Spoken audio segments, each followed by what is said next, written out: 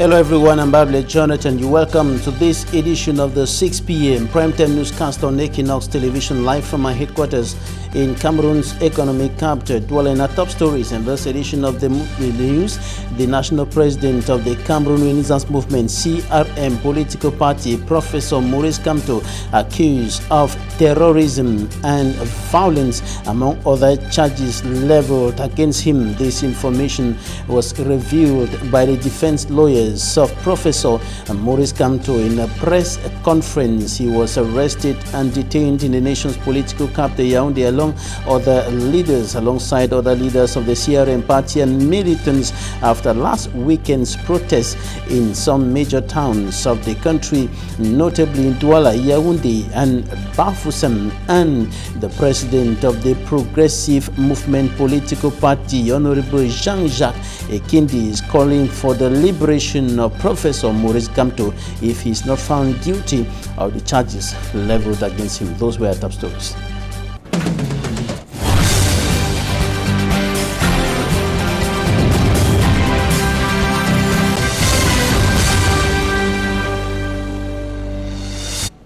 Thanks, ladies and gentlemen, for joining us on this edition of the news on Equinoxe television. The national president of the Cameroon Renaissance Movement (CRM) political party, Professor Maurice Kamto, who came second in the October 7, 2018 presidential election, has been charged with terrorism, violence, and other charges. He was arrested and detained alongside other leaders of that party and some militants after the last week's strike action in some towns of the country as they went protesting against electoral hold-up, the crisis in the northwest and southwest regions of the Republic of Cameroon, and what is described as the illegal exploitation of resources of the country by a clique of individuals. This information on the charges leveled against Professor Maurice Kamto was revealed by lawyers of the legal mind at a press conference in Yaoundé.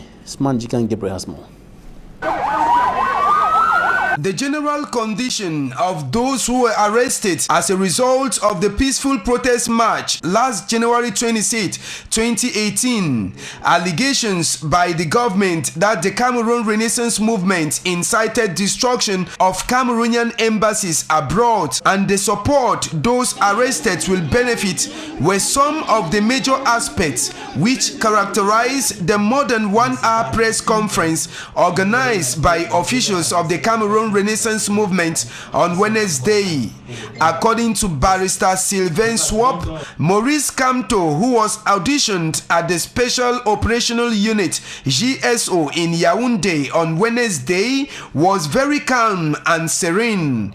During the auditioning, Maurice Kamto is reported to have taken responsibility for organizing the peaceful protest march organized last weekend, but denied allegation that he incited people abroad to destroy embassies of the country. Kamto added they were not militants of the Cameroon Renaissance Movement. Maurice Kamto was levied the following charges: terrorism, sedition, insurrection, inciting violence, and disruption of public peace. Barrister Sylvain Swap, however, lashed out at the government for the fact that charges were already levied on Professor Kamto even before final investigations were done.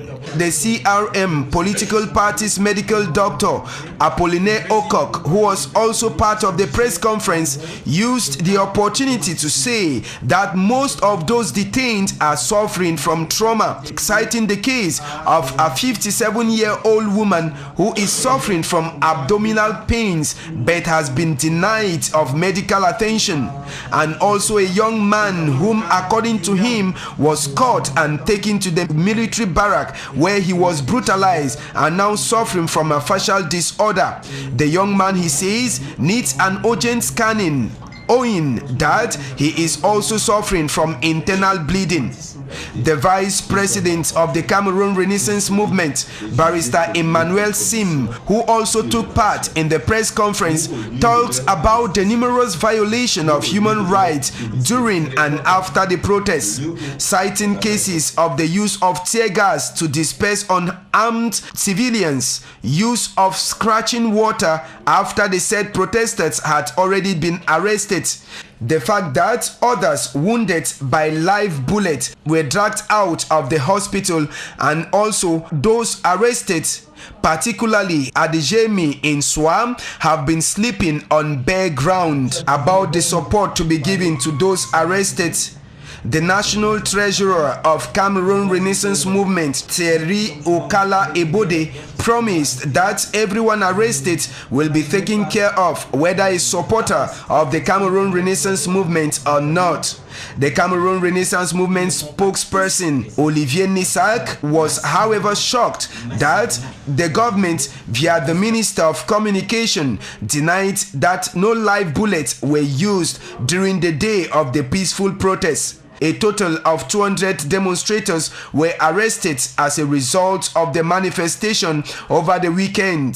77 of them are found at the GSO in Yaoundé, 68 of them in the GME at Swam. The Central Police Station in Yaoundé is having 15 of them, and the State Defense Secretariat is having a total of 40 of those who were arrested from Chang, Mbuda, Bafoussam, Douala and Yaoundé.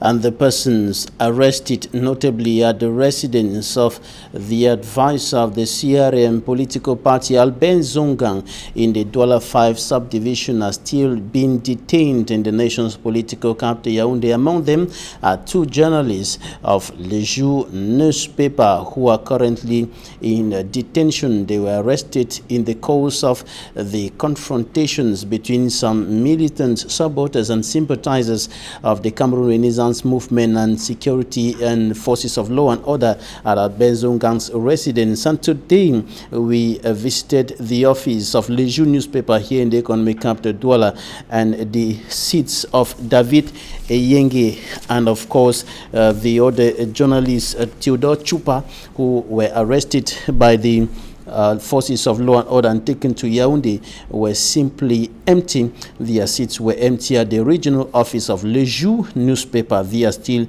being detained, and the Cameroon Trade Union of Journalists has condemned with strong terms the violation of rights of journalists in the Republic of Cameroon. Many journalists are in detention today, more than 20 who were arrested in the course of the discharge of their duties, and the Cameroon Trade Union of Journalists is decrying the violation of the right to expression and of course the freedom of the press by forces of law and order, and of course the government of the Republic of Cameroon. And the national president of the Progressive Movement political party, Jean-Jacques Ekindi, says there is no reason to keep Maurice Kamto and the other leaders of the CRM political party in detention as of now. According to Honorable Jean-Jacques Ekindi, those who are in detention, Professor Maurice Kamto and his followers, should be set free while investigations go on. And of course, if they are not found guilty of the charges leveled against them, they should be granted their freedom. They should regain their freedom as soon as possible, according to Honorable Jean-Jacques Ekindi, who was speaking to the press today here in the economic capital Douala. There is no reason, there is no explanation to the detention of Professor Maurice Kamto and other leaders of the CRM political party at this juncture. Take a listen to Jean-Jacques Ekindi. Here is to know either Kamto and his militants and his colleagues have broken the law, yes or no. If it is yes, they have to go to court and convicted of the commitment against the law and support the penalties stated by the penal code. But if they are found not guilty, which means innocent, they have to be freed. And I don't see any reason at this point to keep these people in custody. I don't see any reason because they are in investigation. And these people are leaders, they are known leaders.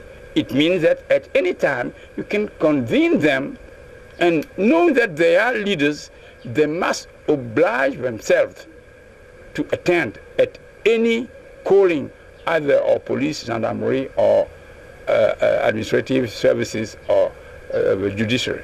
We ask that come to be freed if there is not evidence of what is done.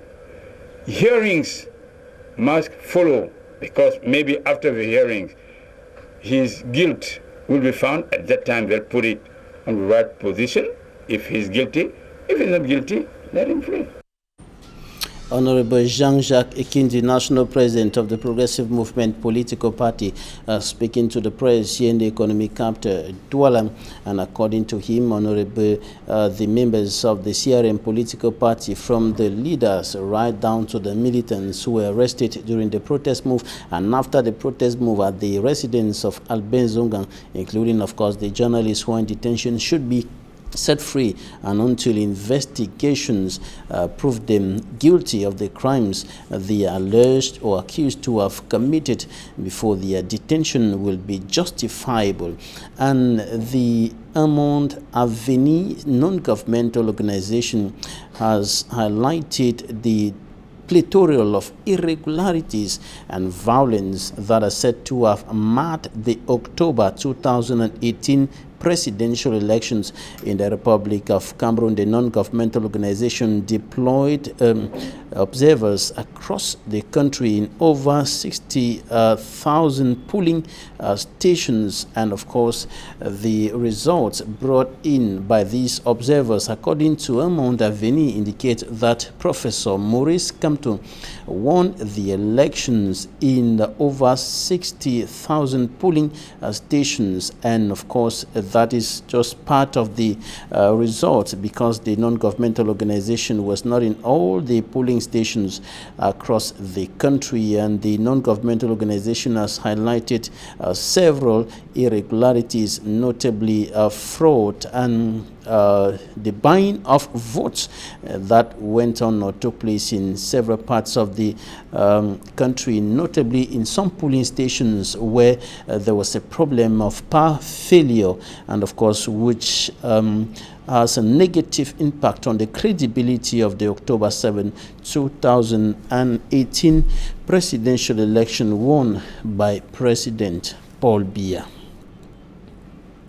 We'll be coming back to this in greater details with our guests, and we'll also be talking about the prevention of violence before, during, and after elections. Violence like the one is being observed in Cameroon today, with the Cameroon Renaissance movement taking to the streets and calling for a recount of results of the October 7, 2018 presidential election, as Maurice Kamto continues claiming his victory was stolen. Coming up, we talk about urban disorder with Immaculée Fogwe. Some vendors at the Douala'THE Central Market, found in the South region, have occupied the streets and roads, causing inconvenience to pedestrians and hampering the movement of vehicles. In trying to combat the clandestine form of business, the forces of law and order at the Gendarmerie Legion found in the South region went to the scene and evicted the vendors. A road vendor affirmed that it is a good initiative, but questions where authorities are expecting them to go, given that sheds are limited in the market. The stores found in the market are limited. If stores were available, then we would have been selling our products in it. If stores are not built, then we have no choice than to come back next time. Shop owners in the market explained that the situation has caused a decrease in sales for them, as most customers tend not to visit their shops anymore. They are doing a good job.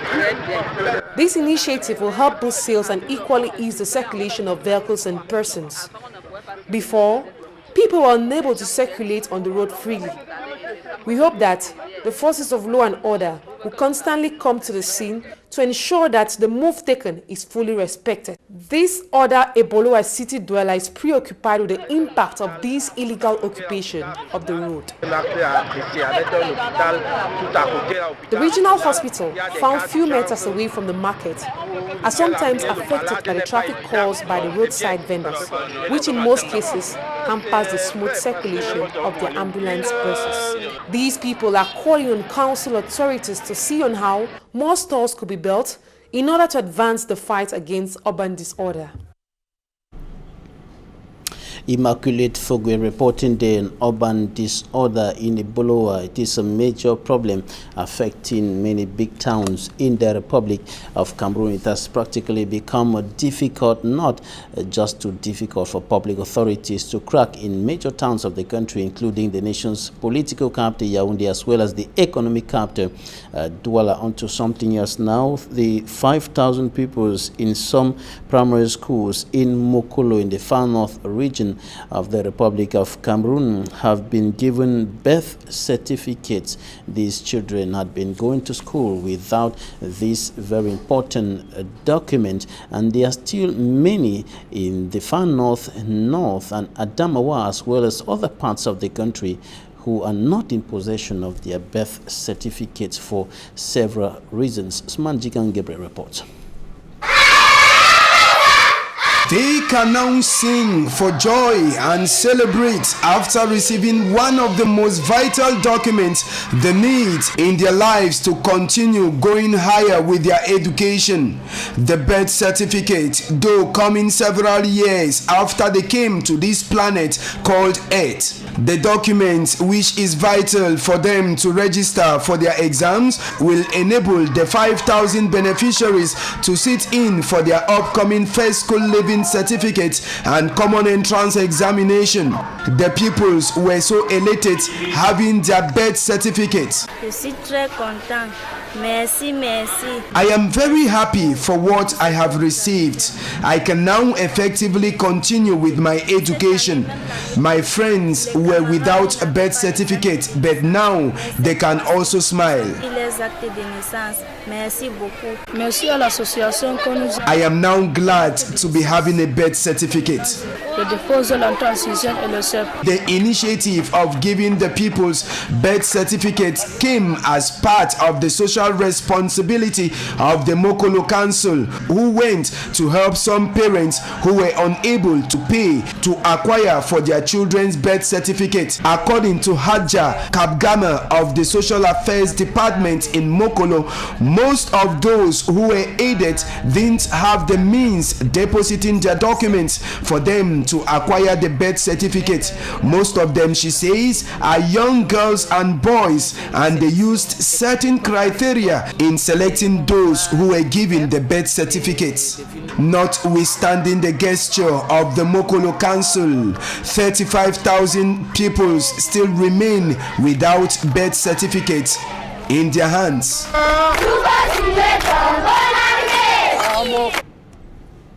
And that's it for the first part of this newscast. Stay with us for Talking Point.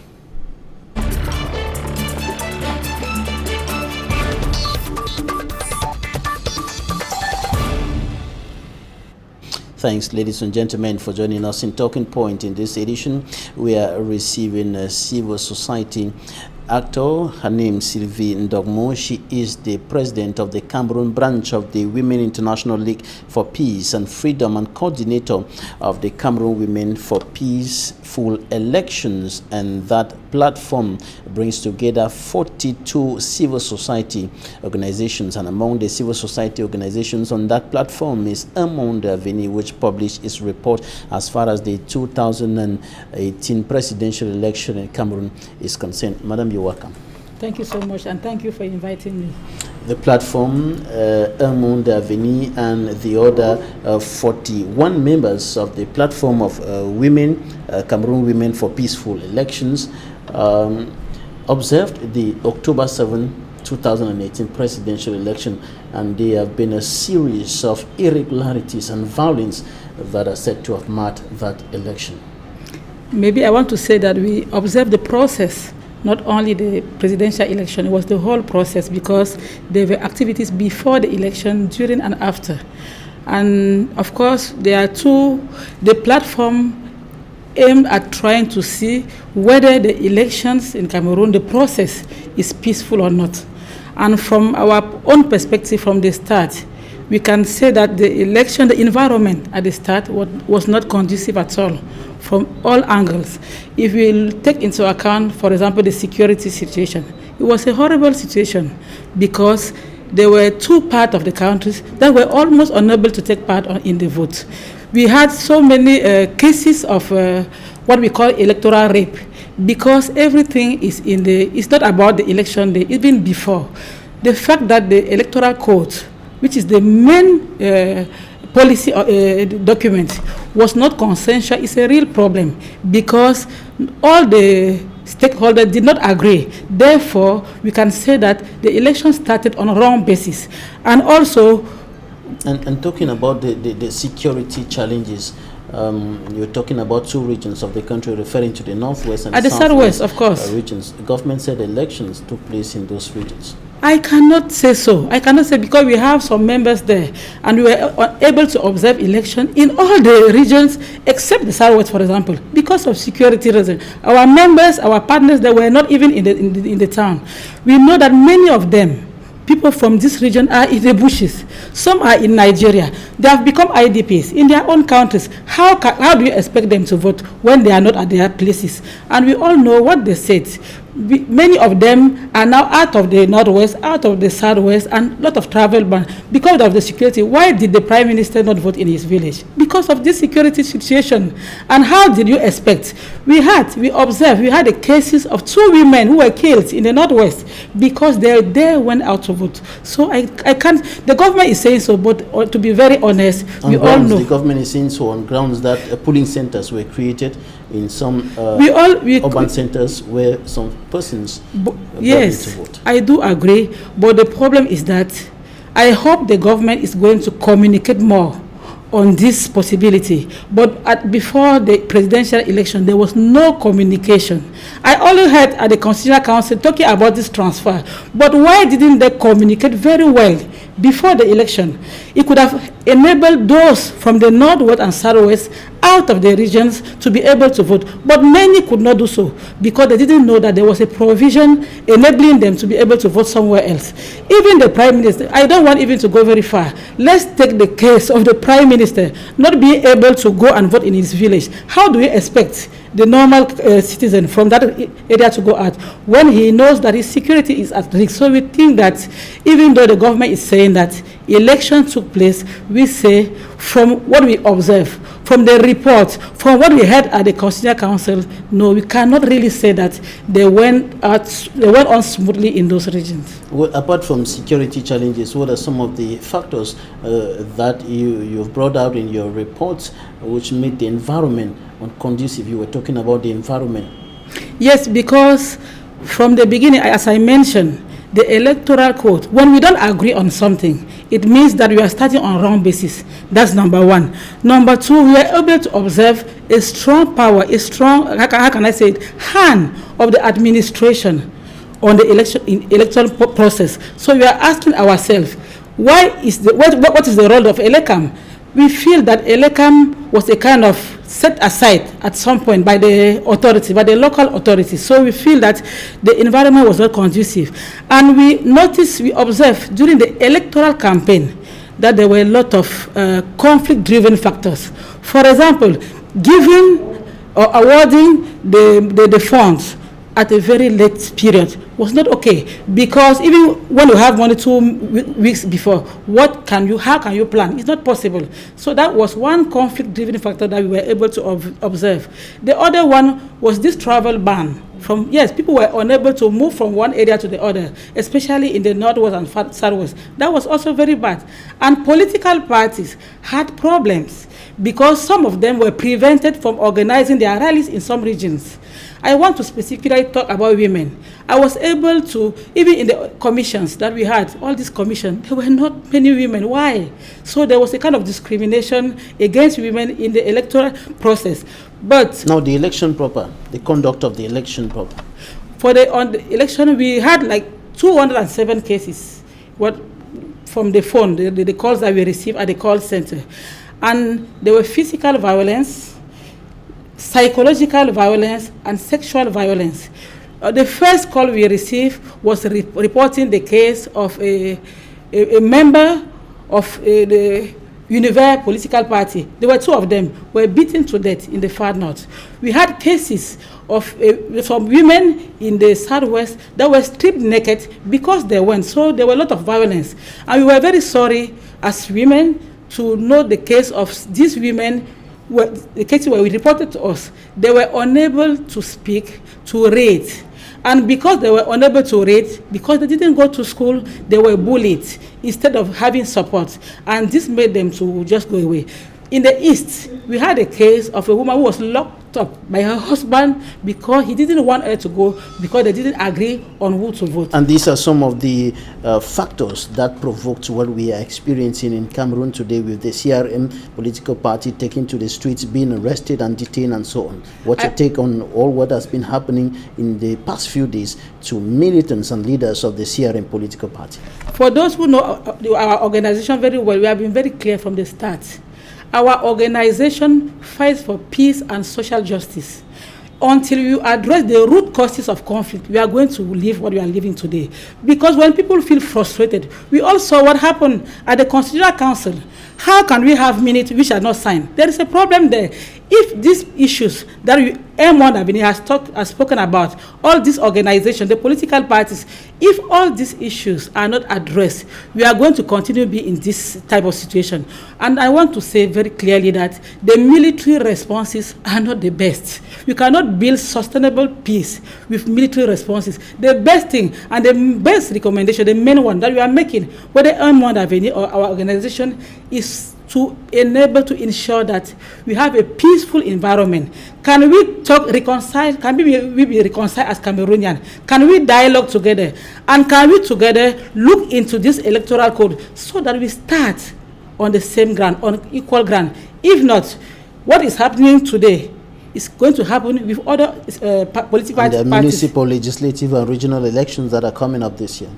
I'm very worried because we had all these cases with only one election and we are having many of them. So I'm very worried, and I'm pleading on the government to really take all these issues into account, to really address first the security challenges in the country and also ensure that we start from the same ground, making that all the political parties, they should ensure that they agree on the content, the provisions of this code, and of course address the issues of the youth, which are for me a kind of excluded. At 18, they can be sent to jail, but they cannot vote. That's a problem. They need to ensure inclusiveness for the next elections. All right, we're going to certainly receive you in our subsequent news editions to talk in greater details on how to prevent violence before, during, and after elections in Cameroon. It will be my pleasure to do that. Sylvain Dogmo, you are the President of the Cameroon branch of the Women International League for Peace and Freedom and the coordinator of the Cameroon Women for Peaceful Elections. Thanks for coming. Thank you so much for inviting me. Thanks, ladies and gentlemen, for staying with us. That's it for this edition of the news. Bye.